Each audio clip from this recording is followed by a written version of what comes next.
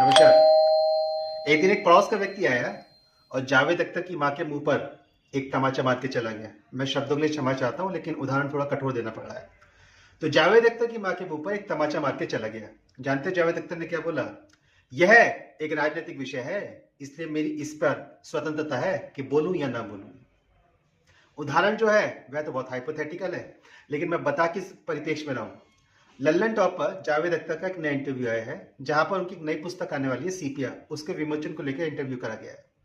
Saurabh Dwivedi editor in chief Lallan top इस interview को कर रहे हैं और उन्होंने जावेद अख्तर से एक प्रश्न पूछा कि आज के लिए प्रश्न उठ रहा है और जनता में इसको लेकर एक उत्सुकता है कि ऑपरेशन सिंदूर पर बॉलीवुड शांत क्यों था। यहाँ पे अक्षय कुमार का नाम भी आया और मैं इस नाम के आने से सहमत हूं कि बॉलीवुड शांत क्यों था। तो जानते जावेद अख्तर ने क्या उत्तर दिया? जावेद अख्तर ने यह उत्तर दिया कि यह एक गैर राजनीतिक विषय है, अर्थात देश की सुरक्षा। देश अपने सबसे बड़े एक्ट में जा रहा है, जहां पर उसको देश के लोगों का और उन लोगों का समर्थन चाहिए था जिनका बहुत बड़ी जनसंख्या में भारत का जनमानस अनुसरण करता है। जावेद अख्तर कहते हैं कि यह एक गैर राजनीतिक विषय है, इसलिए इस पर उन अभिनेताओं का अधिकार है कि वह बोले या ना बोले। इस मानसिकता को समझिए साहब, बहुत ही घातक मानसिकता है। राष्ट्रीय विषय गैर राजनीतिक विषय नहीं हो सकता। राष्ट्रीय विषय राजनीति का और केवल राजनीति का सर्वप्रथम विषय है, क्योंकि जिस दिन यह देश चला गया उस दिन आपसे आपकी पहचान छीन ली जाएगी।